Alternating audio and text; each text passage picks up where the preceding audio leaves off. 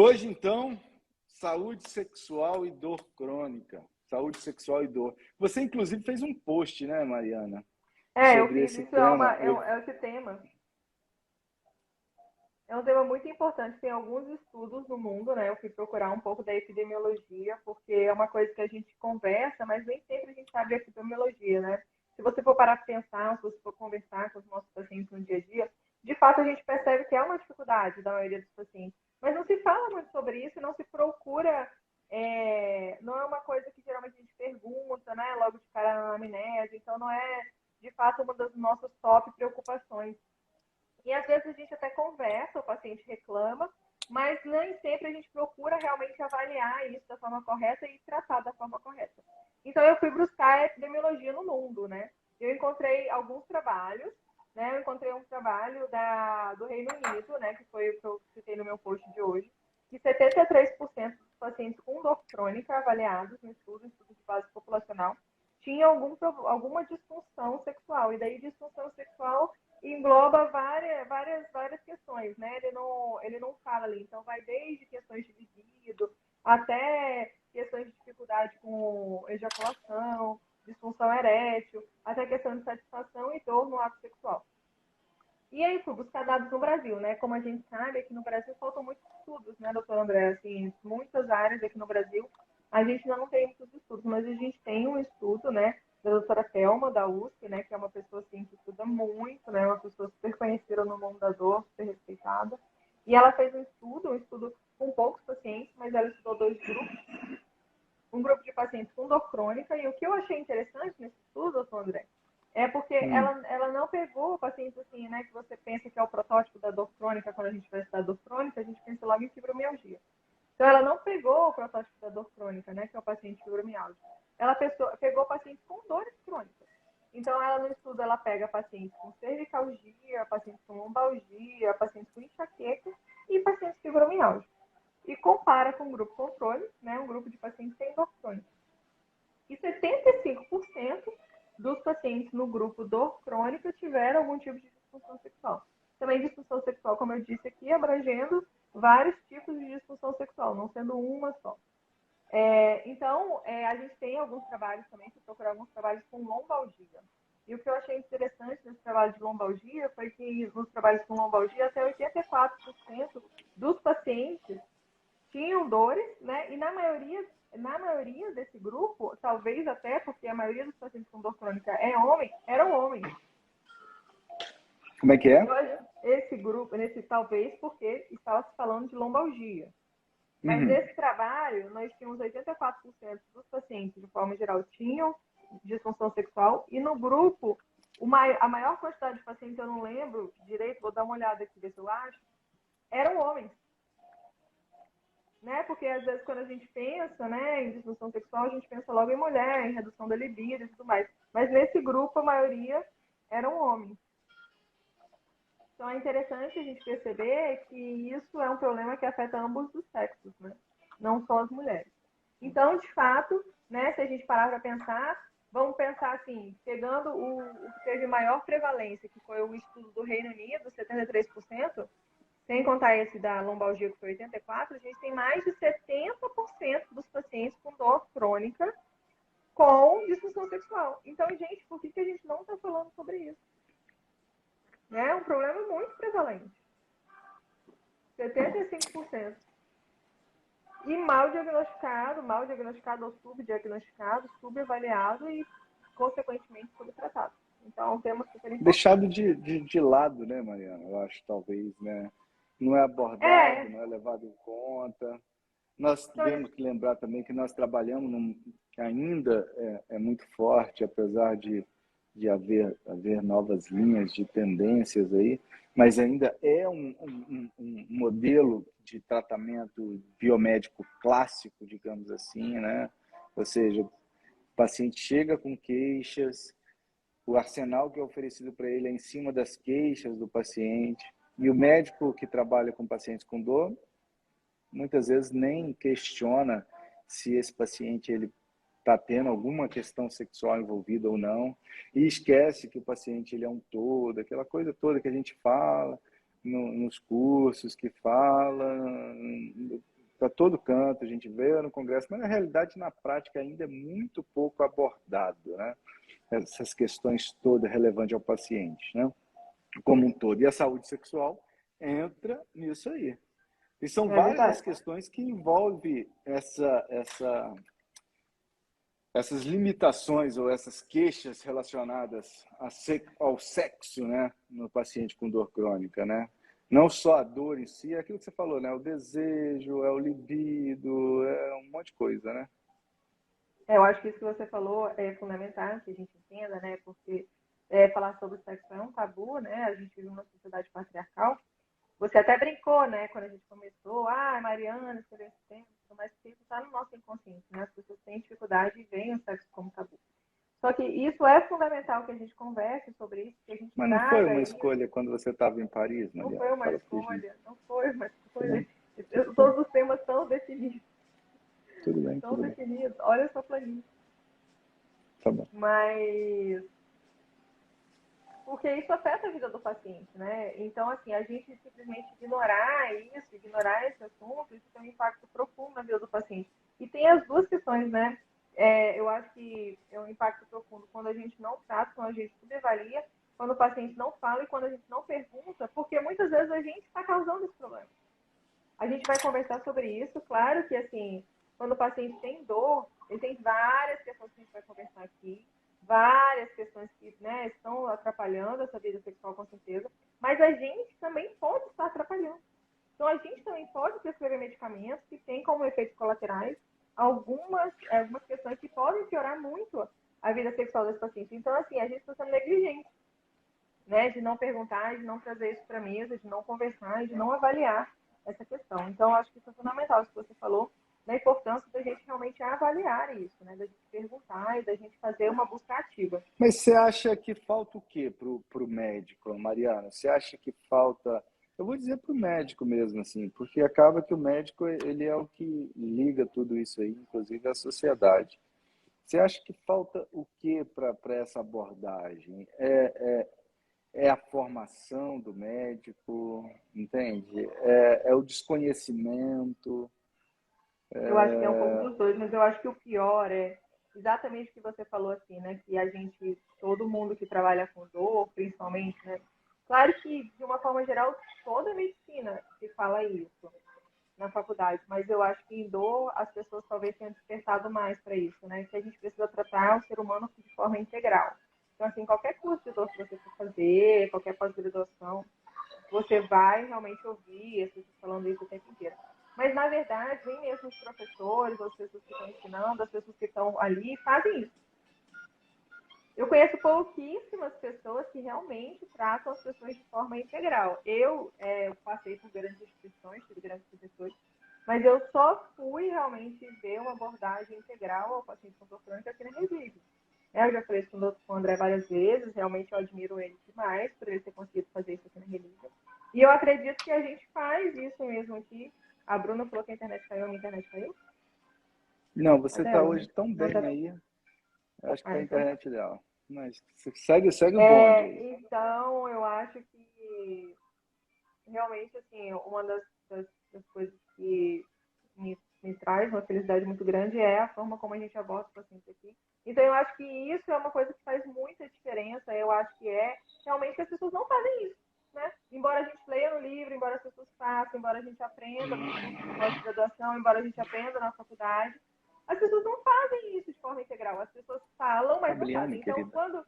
quando o paciente chega, né, para os médicos, o paciente chega, a gente, né, tem uma formação de fazer o quê? Eu vou intervir ali naquele sintoma.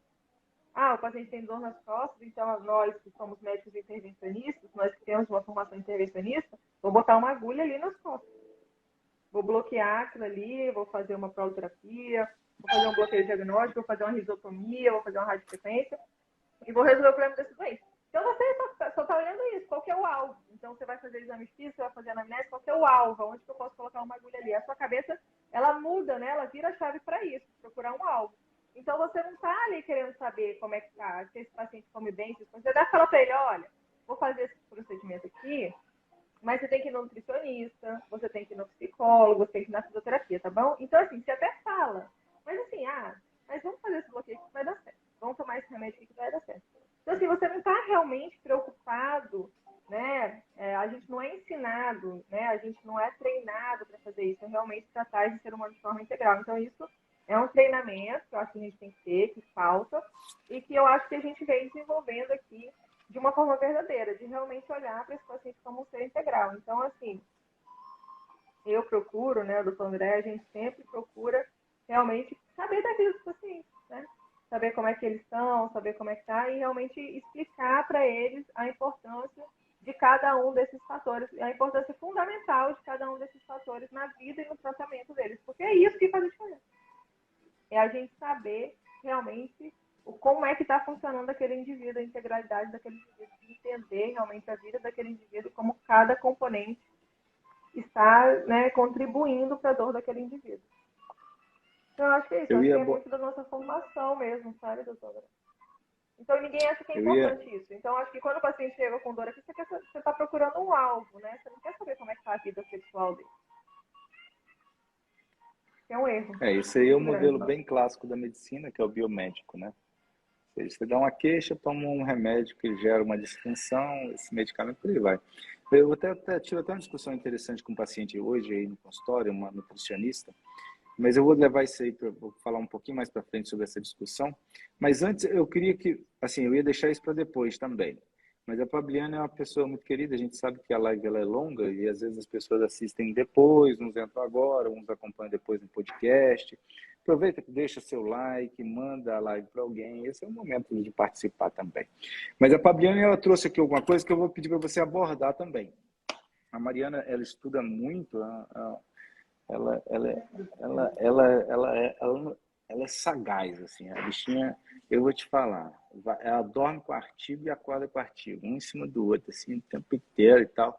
E a gente estava falando sobre a sensibilidade, assim, Fabiana, eu sei que trouxe uma pergunta, ela faz a seguinte pergunta: teria algo a ver com a sensibilidade? Ou seja, num paciente com dor, a disfunção do libido tem a ver com a sensibilidade? Tem a ver, ou seja, essa alteração do libido, eu vou entender a pergunta aqui. Essa alteração do libido, ela vem de uma alteração da sensibilidade com a da dor, esses hormônios, os hormônios, deixa eu melhorar. Os hormônios. Onde será que ele vai chegar?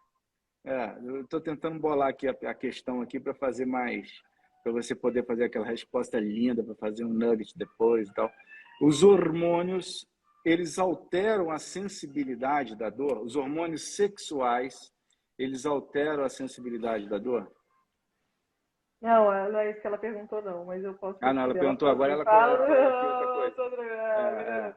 Ela falou assim, no sentido do médico... Aí, Fabiana, eu vou me meter um pouquinho, mas essa questão fica para você responder, viu, Mariana? O médico, eu costumo falar muito isso aqui. É uma crítica muito construtiva. Eu espero que todos os colegas que acompanham, todos os colegas que depois discutem, eles recebam isso com muito carinho, assim, porque eu também passei por isso. Mas quando você faz a sua formação médica, você aprende a tratar doenças, né? Você não aprende a tratar doentes. Você não aprende a tratar pessoas. Você é preparado para tratar doenças. Quando você se forma, é algo incrível, assim. Incrível para não dizer drástico, para não dizer lamentável, para não dizer uma coisa ruim. Mas o médico, quando ele forma, a primeira coisa que ele vai lá e cola grau, aí ele pega o seu diploma. Aí ele vai correndo no CRM. Ele vai correndo no CRM e faz o seu registro. No seu registro, ele recebe um número. Esse é o número do seu registro. Aí ele vai correndo, vai aonde? Fazer um carimbo. Caramba, agora eu sou médico. Mas durante toda a faculdade ele só aprendeu a tratar doenças. Ele só aprendeu a passar medicamentos. Ele só aprendeu a passar drogas. Então, quando com um carimbo na mão, o que ele faz? A primeira vontade dele é passar uma droga. É fazer a sua primeira receita. É passar o seu primeiro medicamento. A formação médica, você não aprende verdadeiramente a tratar pessoas, não. A tratar pessoas que eu digo assim, voltado o estudo para a espiritualidade, um estudo para a área alimentar. Hoje eu estava falando com uma paciente que ela é nutricionista e ela chegou numa crise de dor há 2 meses. Eu não usei nenhum, vou dizer assim, nenhum medicamento alopático nela. Nenhuma droga alopática, poderia citar algumas aqui, mas eu vou evitar citar. Mas eu não usei nenhuma droga alopática. Eu trabalhei com ela simplesmente com nutracêuticos e fitoterápicos. Essa paciente chegou hoje e ela estava sem dor nenhuma. Lógico, nem todos são assim, esse é um caso, etc. Mas ela é nutricionista, a gente estava conversando exatamente sobre isso, da importância da alimentação. Aí a gente vai, ela estava contando a história do marido dela, que é diabético, aí ele tomava uma droga, a conversa era assim, ele tomava uma droga que custava R$ 30, aí ele foi lá na consulta particular, o médico falou assim, não, essas taxas estão tudo boas, vamos trocar esse medicamento, pega esse aqui de R$ 300. Não, pega esse outro aqui. Aí ela foi fazer o orçamento estava R$ 300. Aí ela ficou encucada com aquilo e falou assim, pô, será que os médicos ganham dinheiro quando troca de medicamento? Não, a verdade é que não. Mas a formação do médico, ele é para passar medicamento. Agora, imagine você, se o médico aprendesse que 95% dos casos de diabetes, eles são por causas, e você de casa agora vai ficar sabendo disso, são por questões ambientais. Ou seja, é a sua rotina que define se você vai ter diabetes ou não. É o seu dia a dia. São os seus hábitos que vão definir se você vai ter diabetes ou não. Em 95% dos casos, aproximadamente. Tá? Imagine se essa pessoa ela é educada a como tratar o seu diabetes de forma, do mesmo tempo, da mesma forma que você dá importância ao medicamento, você dá importância ao alimento, à atividade física, à alteração de hábito. A outros estilos de vida, você não ia ter diabetes, certo? Concorda? Todo mundo mudou o hábito, não vai ter diabetes. Vai melhorar o diabetes da grande maioria. Beleza. Qual a consequência de melhorar o diabetes da grande maioria? Você melhora praticamente quase todas as doenças. A maior parte das doenças, a gente estava ali filosofando hoje, elas estão ligadas à resistência insulínica ou ao próprio diabetes em si. Você vê, quem tem diabetes ou resistência insulínica tem mais câncer. Quem tem diabetes ou resistência insulínica tem mais Alzheimer. Quem tem diabetes ou resistência insulínica tem mais doenças cardiológicas. Quem tem diabetes ou resistência insulínica que seja, tem mais dor. E por aí vai. Tem mais obesidade. Ou seja, uma doença leva a outra doença. Então, se você não parar e voltar o seu olhar ao tratamento do indivíduo, você não vai alcançar grandes voos, entende? Então, eu vejo que tem que... São duas coisas muito importantes. Eu acho que você tem que sim usar a droga, você tem que sim usar a intervenção, você tem que sim fazer os bloqueios, sabe? Tem que fazer tudo, tem que ser feito. Mas tem que investir tempo nessas explicações do indivíduo em si. Pois bem, voltando à questão lá, Mariana, dos hormônios que nós estamos falando sexuais. Os hormônios sexuais, eles alteram a sensibilidade à dor? Isso é incrível, né? Isso é incrível, porque existem várias linhas de pesquisa agora, né? Eu fiquei bem impressionada, inclusive, quando eu fui estudar para falar isso. No amplo papel que os hormônios sexuais têm na nossa vida, né? Aí, se a gente for pegar a estradiol e a testosterona, porque eles não têm a ver só com a vida sexual. Então, assim, a testosterona, ela vai ser convertida, né? Ela vem do 0-aldomatarse, que vai converter em estradiol, e o estradiol, ele está relacionado à expressão dos receptores opioides, né? Olha que loucura isso. Além disso, o estradiol, a testosterona, o estradiol, consequentemente, eles também, a gente tem receptores de testosterona em zonas do cérebro, né? Em regiões do cérebro, como o lóbulo cerúleo, o núcleo rostral, que são regiões associadas à produção de serotonina e noradrenalina, que são mediadores responsáveis pela modulação dessa da dor. Então, o que isso tudo quer dizer? Quer dizer que sim, a testosterona, o estradiol, ou seja, os hormônios sexuais, eles têm um papel na modulação da dor, na inibição da dor. Então, quando você tem uma disfunção desses hormônios, quando você tem uma queda desses hormônios, o que é comum nos pacientes com dor crônica, existe até uma das teorias, né, que envolve a fibromialgia, é de que ela seja consequente a uma deficiência da produção de testosterona. Tem várias similaridades, né, entre a síndrome da deficiência de testosterona com a fibromialgia, como a disposição, a dificuldade do sono, a dor muscular, a falta de libido, enfim. Então, as pessoas que têm uma deficiência de testosterona, os pacientes com dor crônica, eles tendem a ter maior sensibilidade à dor, ou seja, eles sentem mais dor que as pessoas que não têm, as pessoas que têm testosterona normal, e elas também modulam mal a dor. Então, também elas têm dificuldade nessa modulação inibitória da dor, porque a dor funciona assim, né? A dor é um sinal, a gente bateu o dedo na porta, a gente topou com o dedão na quina da mesa. Então, isso é um sinal. O seu cérebro recebe esse sinal e, doeu, tira o dedo daí, tira o dedão daí. E ao mesmo tempo que você recebeu o sinal de dor, o cérebro entende, tá, tudo bem, já entendi a mensagem, vou mandar um sinal para baixo para parar de doer. Então, o que acontece no paciente que tem dor crônica? O que acontece também nos pacientes que têm uma deficiência de testosterona? Ele sente mais dor, então ele tem uma sensibilidade maior à dor, então aquela topada, que para mim ia ser uma topadinha, tá tudo bem.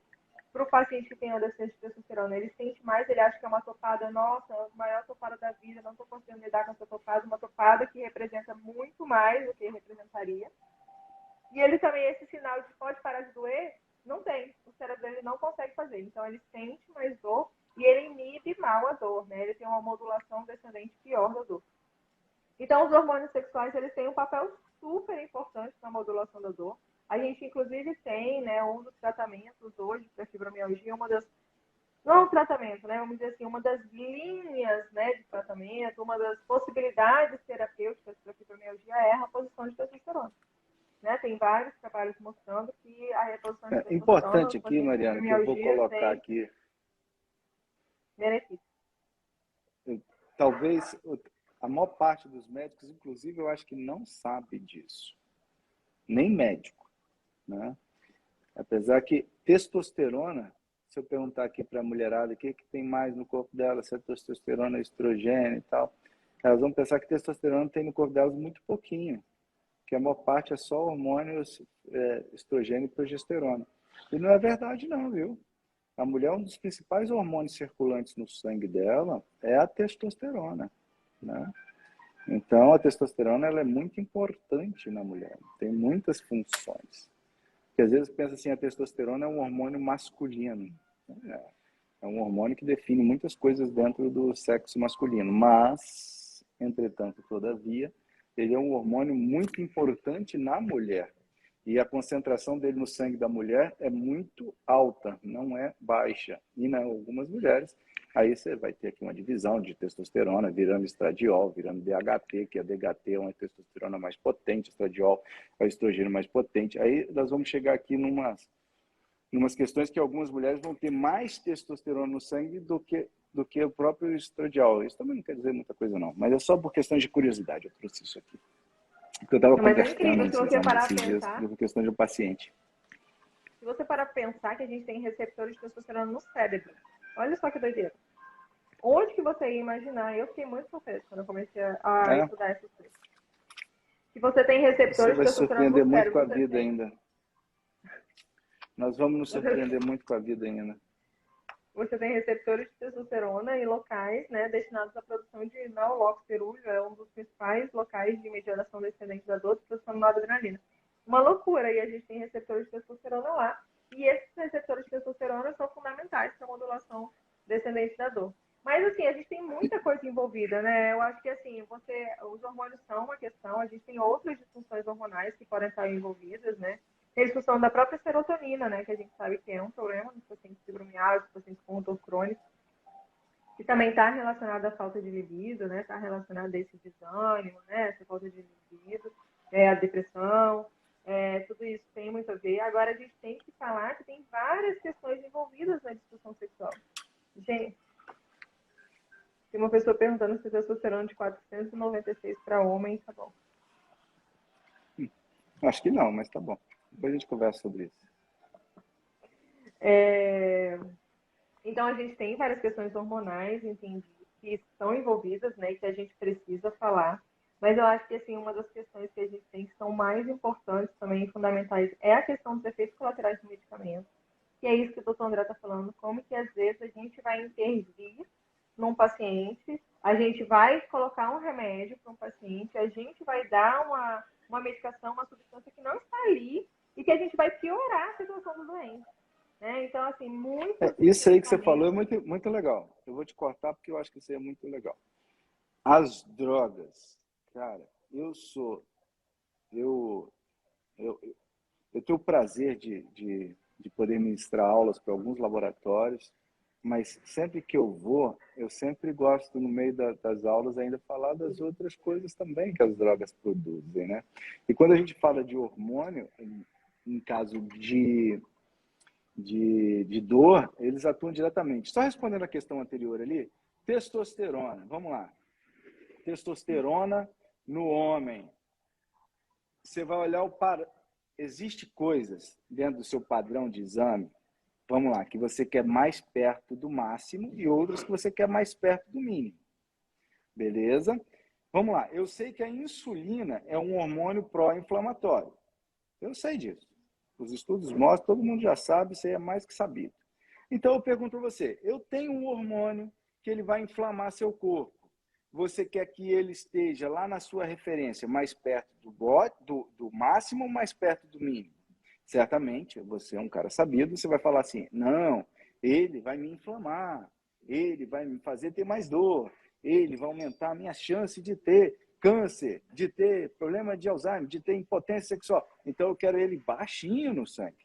Então você vai querer ele perto do mínimo. A testosterona para o homem, você acha que é uma coisa boa ou que é uma coisa ruim? Ah, a testosterona é o que dá virilidade, a testosterona é o que dá força, é o que protege os ossos, que melhora o sistema imunológico, que diminui a dor, que um monte de coisa. Pô, você quer ela mais perto do ótimo. Aí depende do parâmetro do hormônio, é uma coisa que você tem que olhar o parâmetro laboratorial. Então vai ter lá o mínimo e o máximo. Eu particularmente, gosto que a testosterona ela esteja mais perto do máximo. Mas isso também depende, porque a testosterona por si só não quer dizer muita coisa.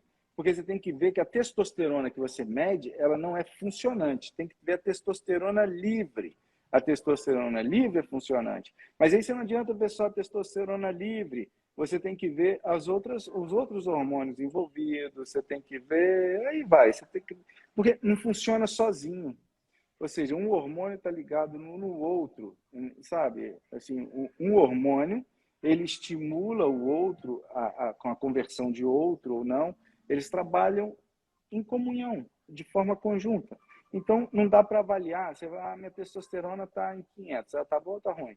Eu falei brincando falei que ela estava, eu acho que não, que depende, sabe? Quanto você tem de testosterona livre, né? A gente vai por aí, tem um monte de coisa que tem que olhar em relação a isso aí. Quanto você tem de SHBG, né? Que é uma proteínazinha que fica carregando, que junta ela a testosterona e fica lá com ela no sangue. Então tem que ir olhando tudo isso aí. Pois bem, em relação às drogas, Mariana, que a gente usa para o controle da dor, principalmente os opioides, de um modo geral. Como é que é essa relação dos medicamentos e dos hormônios sexuais? Isso é uma loucura, né? Porque, assim, a gente às vezes cria disfunção nos pacientes, né? O que você estava falando antes, né? Então, assim, às vezes a gente prescreve medicamentos que criam disfunções que não estão ali. Então, às vezes a gente piora a vida dos doentes, né? E se a gente não pergunta, não tem nem como a gente saber. Os opioides, né, que são os medicamentos, acho que mais prescritos hoje para o controle da dor, eles estão associados ao hipogonadismo, né? O que é isso? É você diminuir a função das gônadas, né, que são os órgãos responsáveis pela produção dos hormônios sexuais. Então, você diminui a produção desses hormônios sexuais. Então, assim, é fato que o paciente terá uma queda dos hormônios sexuais. A gente acabou de falar aqui, né, que os hormônios sexuais estão relacionados à hipersensibilidade e à modulação pior da dor. Então, assim, uma loucura.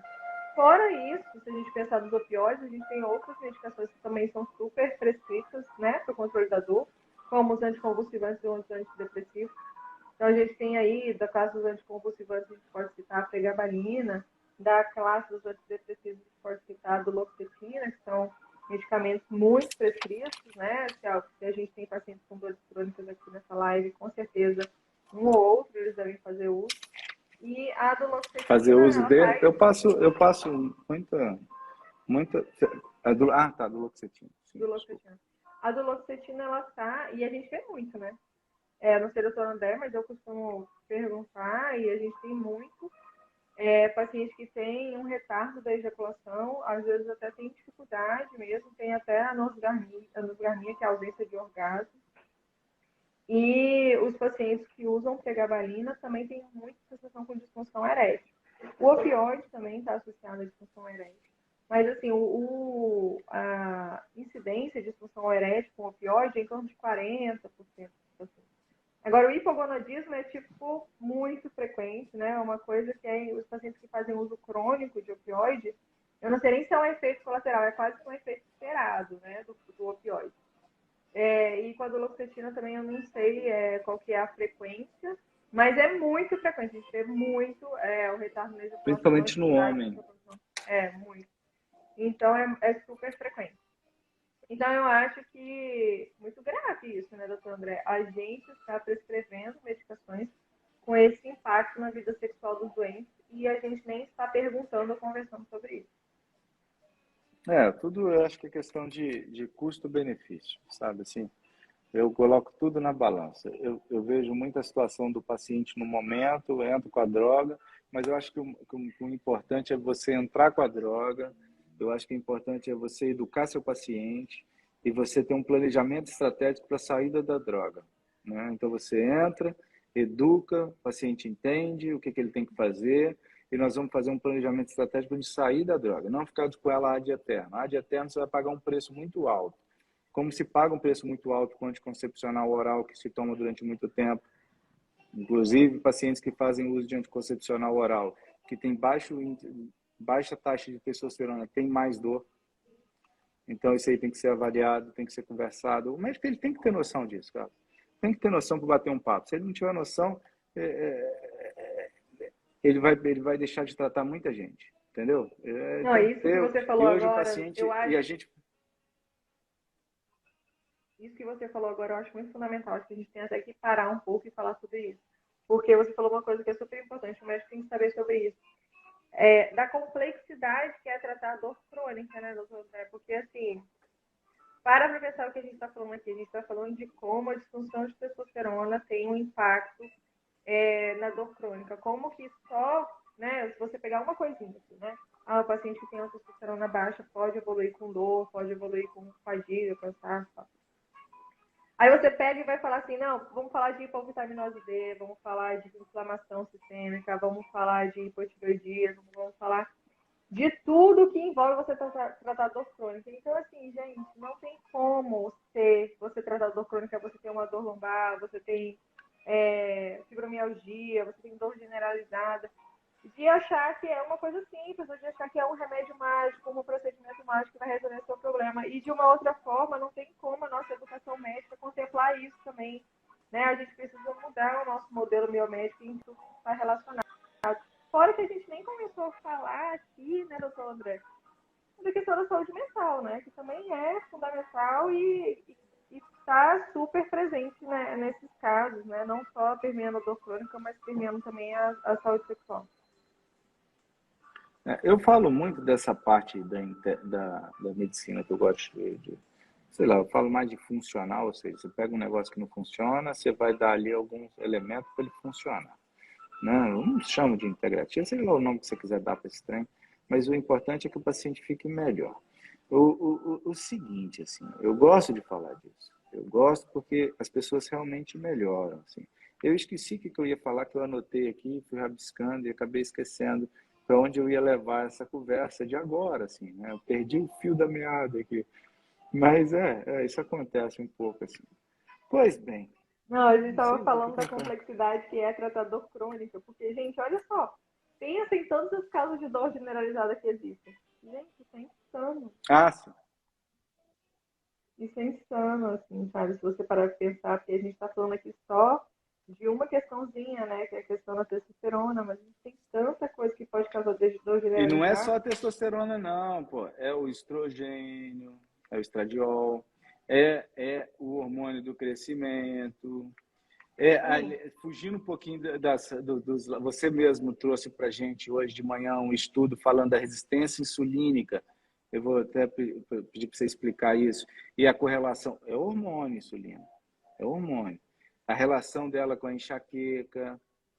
Ou seja, pô, se você ficar só tratando... Cara, eu acho... Por que André, por que você fala tanto desse negócio de mudar de vida aqui? Pô, que negócio é esse? Cara, porque tratar dor é fácil demais, assim, fazer aliviar a dor. De verdade, eu já passei dessa fase. De dar um remédio para dor aliviar. Eu tô falando sério, é fácil demais. Lógico, existem alguns casos um pouco mais complexos, né? Existem alguns casos oncológicos, existem alguns casos de traumas, que eu vou deixar um pouquinho de lado, mas é a minoria. Mas a grande maioria, 98, 99%, é fácil demais diminuir a dor. Só que você diminui ela de forma temporária. Agora, para conseguir, e eu bato papo aqui com meus pacientes mesmo, entendeu? O objetivo aqui é mais falar com meus pacientes, para que eles entendam que quando ele senta comigo, os pacientes lá da clínica, quando eles sentam comigo, o paciente da Mariana, eles sabem que eles têm um compromisso de dar uma melhorada mesmo nas coisas do dia a dia para eles terem uma melhora sustentáveis, né? Melhora para médio e longo prazo. E quando eu vou pensar, Mariana, quando eu vou pensar em queda da deficiência de testosterona, tipo, quando eu vou pensar que esse paciente ele tá tendo deficiência de testosterona, ó, a um deficiência paciente de com testosterona, dor crônica, a deficiência de testosterona está associada à queda da libido, né, a cansaço, fadiga, a dor muscular, predominantemente, né, a dor muscular generalizada, distúrbio do sono, também, testosterona também está associada a distúrbio do sono. E o que mais, doutor André? dificuldade de Difícil a gente avaliar, né? cicatrização, É importante. efeitos dos opioides diminuído. Ou seja, você está tomando opioide, Isso o é opioide importante, não você está tomou opioide. funcionando, puta, a testosterona, testosterona, a maneira que a gente começou a falar tanto de testosterona, que eu estou repetindo testosterona, mas você pode ter É uma porque ela é alteração convertida em hormonal, estradiol, né? você, pô, Isso é depressão, importante, que a gente não falou, né? Porque a testosterona ela vai ser convertida ao estradiol. Então, assim, eles são complementares, né? Eles trabalham juntos. Então, de uma forma geral, os hormônios sexuais. Né? A gente tem uma enzima, a ó, aromatase, níveis que faz baixos de hormônio do crescimento estão correlacionados à hipersensibilidade, à dor, deixa o paciente mais sensível à dor, o paciente tem baixo nível de hormônio de crescimento. A testosterona, tem um estudo aqui, que eu peguei uma aula aqui que eu dei no... Vou fazer propaganda aqui da pós, aqui, como eu sou grato a eles que eu dei aula lá, na pós do Einstein, eu dei uma aula sobre hormônios e dor.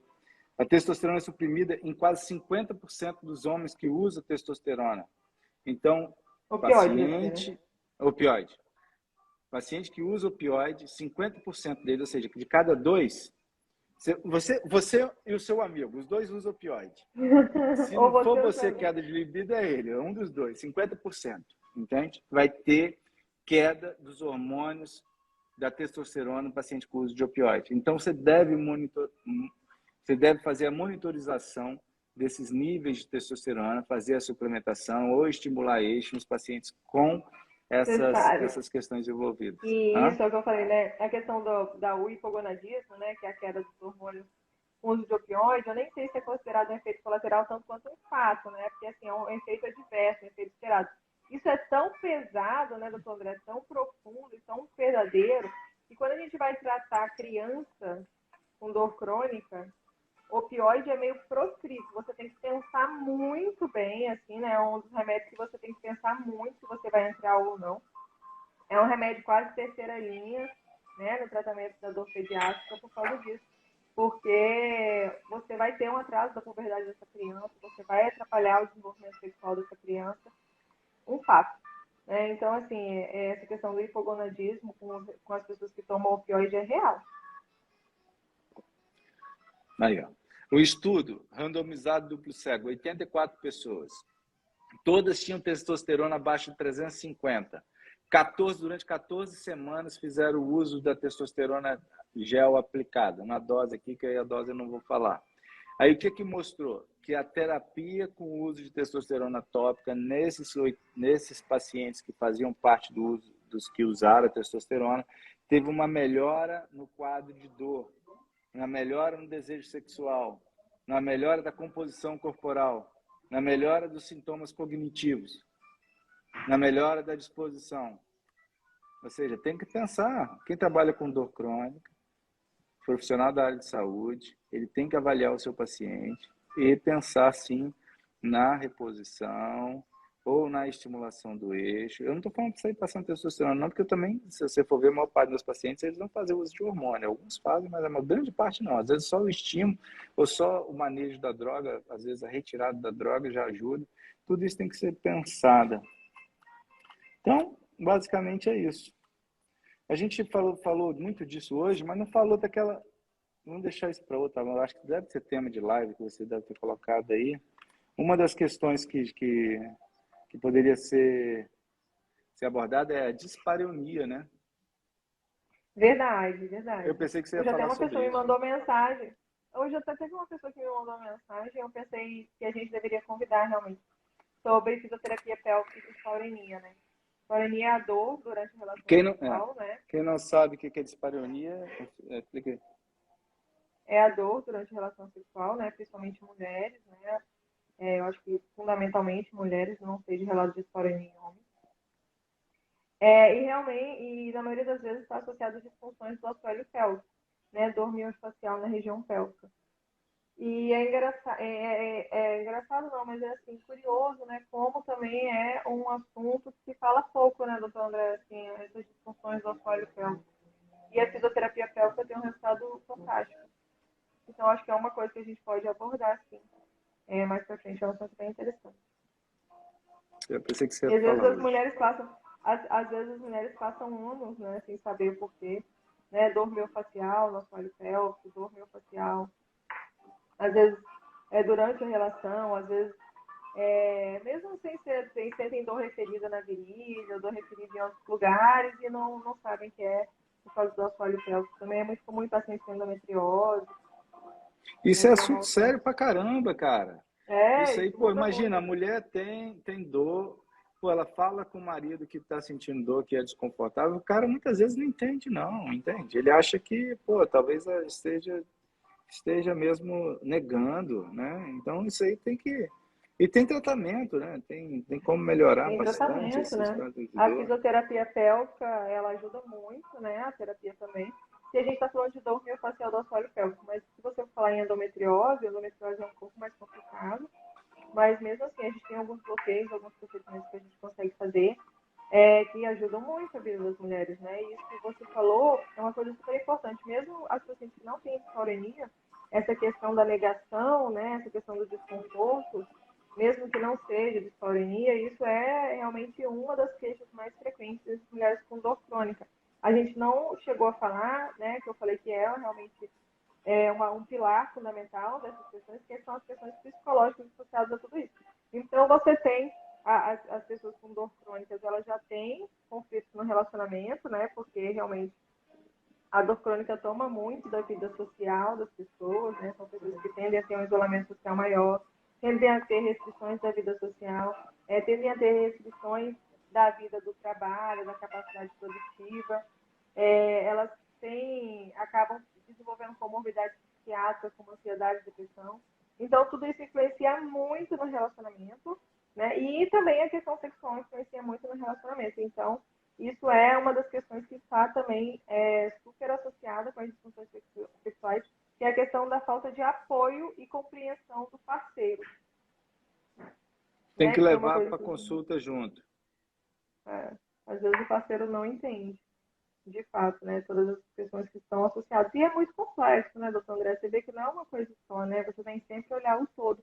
Fora que outra coisa que a gente nem comentou, que também é um fator contribuinte e fundamental, que é a questão da dor. Né? Além de tudo isso que a gente falou, ainda tem a questão da dor, que a pessoa, né, pode estar ali com uma dor, uma intensidade importante, né, uma dor considerada insuportável, e ainda tem que, às vezes, engajar numa atividade sexual. Então, isso também é um fator importante. Muito bem. Tudo isso tem que ser Que levado em bom que você consideração, é está tudo de muito volta, complexo. viu? Que bom hein, que esse Estou muito passeio feliz de aí, estar de volta. que esse passeio aí de Paris, eu me dei bem, viu? Eu vou comer agora aqui um negócio aqui sensacional. Água na boca aqui. O Vitor esperando a mulher Ele nem chegar. Hoje abriu, tem. gente, ele nem abriu o negócio. Mas eu vou abrir Beijo. agora, pô. Tava esperando um momento. Pô, tá.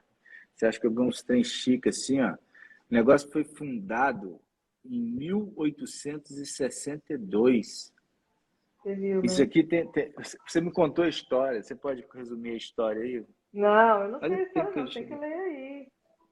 Pô, você me manda o negócio vem, pô, vem um jornal falando do chocolate, Ele é doce. Ele é Sensacional. um doce antigo, né, de 1860. Ele tem uma linhagem aí com a realeza, que era um filho de um rei, eu Hoje eu vou acho, me uma coisa assim. sentir Tem o muito bem. título de o melhor macarrão do mundo. Então, Muito bem. Mariana, muito feliz que você está de volta. também estou muito Apesar que feliz de hoje estar não aqui. teve a Torre Eiffel no fundo, semana passada teve a Torre Eiffel. Quem não viu, pode ir Quem lá ver que ela até perdeu, piscou. Ela até piscou no final, nesse horário assim, ela estava piscando para gente. Muito bacana. Considerações finais, Mariana, se você quiser fazer alguma. bom, eu acho que a nossa live é um tema que é fundamental, super importante. E mais fundamental é que a gente perceba que é um tema que é subavaliado, subdiagnosticado. Então, que a gente não fala sobre saúde sexual com os nossos pacientes. Então, o convite que eu faço a você, né, que é paciente, que tem endocrinite, que converse sobre isso com o seu médico, que procure saber e que procure descobrir as causas da sua disfunção sexual, que você procure tratamento, porque existe tratamento, né, e que você merece ter uma vida sexual saudável. Também queria convidar todos vocês que tenham temas para live, que tenham assuntos que vocês queiram saber, que vocês deixem lá nos comentários da nossa foto, da divulgação da nossa live, que vai ser muito legal conversar com vocês sobre os temas de interesse, né, doutora? E Ah, muito obrigada, tá? Mariana. Pela sua receptividade, Mariana, pelo querer estar de Mariana, volta. faltou um negócio. A gente Meu tem um Deus, evento dia 26, cara. Deixa eu ver se é 26 mesmo. temos 26 de março. Cara, 26 de março tem um Vai ser incrível. evento de novo também. Eu Nossa, não Sil, que conheço. pergunta. Olha a pergunta da Sil. Como tratar a distrofia simpática reflexa? Apenas. É É. super complicado, viu, Sil? Síndrome de dor complexa regional é uma das dores mais difíceis de tratar, mas nós vamos fazer uma live sobre isso, porque não é algo simples. Mas nós temos várias possibilidades de tratamento, né, vários Envolve muita bloqueios, coisa, viu? é muito complicado. É uma das síndromes, né, porque não é uma doença, mais difíceis de tratar dentro da medicina adulta. Mas é tratável, sim. Eu tenho É vários tratar. pacientes que tiveram remissão total da distrofia. E aí entra em conta muitas questões, sabe, Sil, que você está trazendo. Quanto tempo de evolução? Como está a saúde de um modo geral? O que a gente pode fazer para melhorar essa saúde? O que já foi feito de procedimento, o que não foi feito? Quem são os profissionais que te acompanham? De um modo geral, essa síndrome em si, ela necessita de uma equipe bem amarradinha, bem redonda, né? Ou seja, poxa, você tem que trabalhar ali a fisioterapia com terapia de espelho, algumas coisinhas assim, tem que ter psicoterapia envolvida, tem que ter a parte da nutrição, ela é fundamental. Os bloqueios sim ajudam, tanto o bloqueio simpático venoso, que a gente pode abrir mão. O que é isso? É um soro com anestésico que se faz em ambiente apropriado, em infusão controlada, como os bloqueios para do sistema nervoso autônomo, do sistema simpático autônomo, né? Ou seja, a gente pode fazer bloqueios aqui no pescoço, no tórax, na coluna lombar, né? Existe muito, depende de onde é a distrofia, se ela é no membro superior ou no membro inferior, ou se não é nem no membro superior nem no membro inferior, às vezes não necessariamente ela é nos membros, apesar de ser mais comum nos membros, né? Ou seja, tem que levar, tem que entender. é um novelo interessante aí, viu, de tratamento. Eu particularmente gosto. Quando o paciente está empenhado, ele vai melhorando. É lento, mas ele melhora, tá? Tem muita coisinha que pode ser trabalhada. Cada caso é um caso, obviamente, mas existe muitas, mas muitas possibilidades terapêuticas, entende? É uma doença que traz realmente muito sofrimento, né? Mas a gente tem muito que aprender sobre ela ainda também. Mas existe desde procedimentos mais simples, terapia medicamentosa, um soro, até procedimentos um pouco mais complexos, que, digamos assim, que é o estimulador, que coloca um aparelhinho, um eletrodozinho que coloca na medula. Isso às vezes é interessante, tá? Ou seja, cada caso é um caso, mas eu só pensaria em cirurgia assim, bem lá para o último caso, sabe assim? Porque tem muita coisa para se fazer nessa caminhada. Tomara, desejo que você encontre um colega que te acompanhe com muito carinho e tenha uma capacidade boa e uma equipe bem preparada para te ajudar, tá bom? Então é isso. A semana que vem tem mais live. Segunda-feira, às 19 horas, aqui na Relive. Doutora Mariana Suete e mais alguém. Hã? Ah, Então, talvez eu esteja aqui, talvez mas a seja doutora você. Mariana Suete certamente estará. Ou, quer dizer, esperamos que sim, viu? Também Deus, esperamos que sim. Eu peço que o Papai do Céu abençoe cada um de vocês, né? A família de vocês, que vocês tenham uma semana incrível, uma semana fantástica. E que os anjos do céu estejam próximos sempre onde vocês estiverem. Obrigado por estar com a gente, mais essa live. Tá bom? Até segunda-feira que vem. Beijo grande. Mariana, obrigado, viu, querida? Obrigado a todo mundo que Obrigada, estava aí André. Obrigada assistindo a a todo gente, mundo. participando. Boa noite.